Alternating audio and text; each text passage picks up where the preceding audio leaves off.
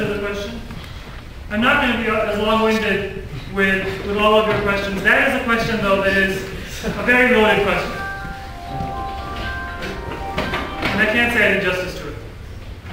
That we shouldn't use utilitarianism as the best criteria, or, like you said, it is very tough to kind of do that because you would think that inherently, because spirituality and religion is the best thing for you and it's from God, that it should, have a good benefit in your life, and you should be able to demonstrate that. You want to prove to people, convince them that this is what you need to do. How else are you going to convince them? Like you might point to a study that people with religion in their lives will go less stress, or things like that. No, and I don't deny that utilitarianism isn't a way to approach God.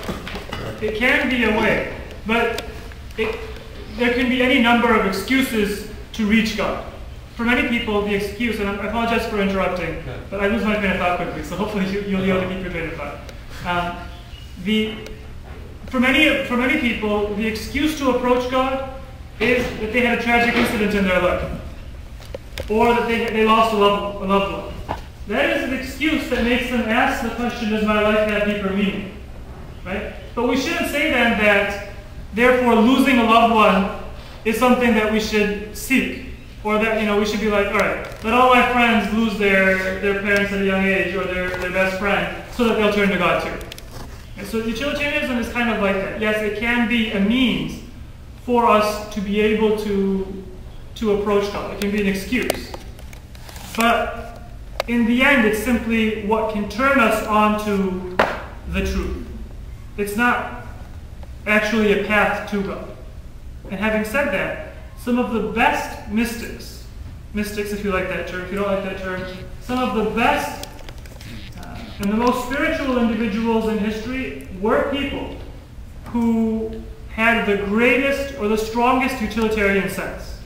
In the sense that they were the most able to recognize where their worldly interest or harm was, and then they would pursue it with the most efficient manner, until such time in their life when they realize that's not a good way to live a life, and then they turn that ability and that keen intellect and that refined soul to something more lasting. So it can be a means of approach, but in the end it is a distraction from truth. So I hope I didn't interrupt your thought too much, but so in that case, if that's not it, then what is the actual criteria that we use, and how do we determine for sure, how do we know and convince others that that's the way to go about it, reach God? To reach God. So with utilitarianism, that's probably not the best term to use, but when we're thinking of things in terms of self-interest, if we look at our self-interest in terms of our true, lasting self-interest, then our perspective on God will be different than if we're thinking of self-interest in terms of our worldly well-being. Right? And that leap is not just a quantitative leap, but it is a completely different thing. Once you switch from thinking in terms of worldly interest to otherworldly interest, anything that deals with spiritual interest is a manifestation of God. So if I want to worship God simply because I'm afraid of hell, I don't want to be punished. Or if I want to worship God simply because I want to be rewarded, right? That is seeking my own self-interest.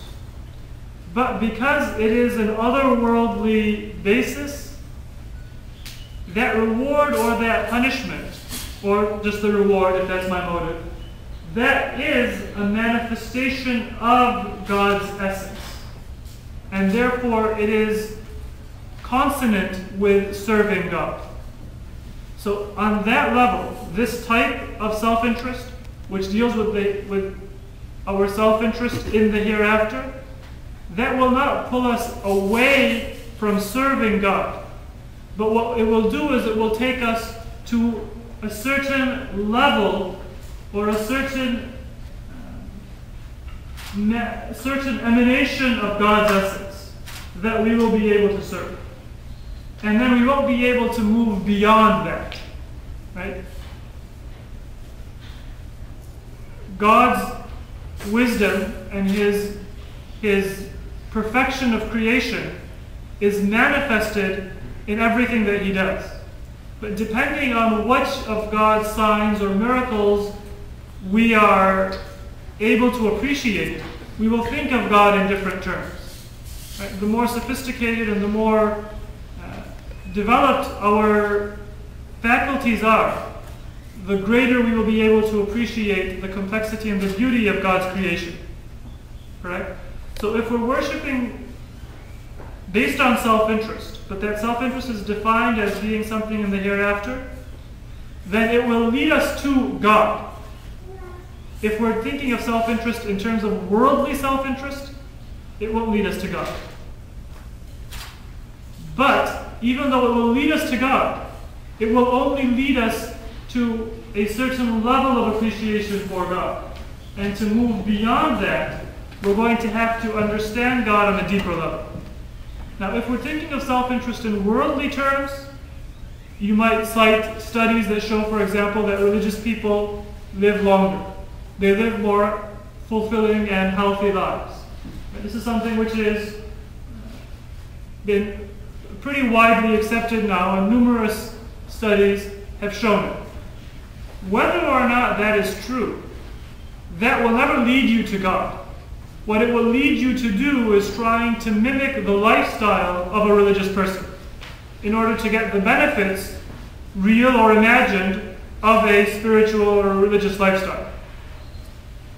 So if you're trying to lead a person or speak to a person about God or about spirituality, then the idea of self-interest can be a useful bridge, as long as it's not defined in worldly terms.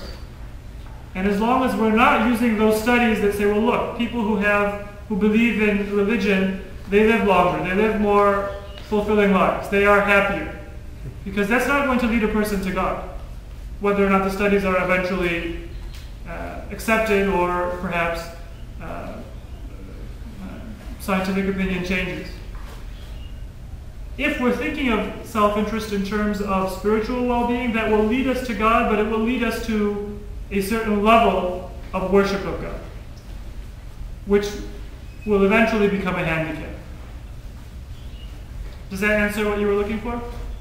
It does, but then I was saying if that's not what it is, then what should we go with? If it's not utilitarianism, it's something else. Well, that's something that we're going to try to come to towards the end of our talk. So if we don't get to it, then hold that question and you'll have the last question, because that's probably what we should close on. Sure. Actually, I don't remember who had their hand up first, so if you can moderate the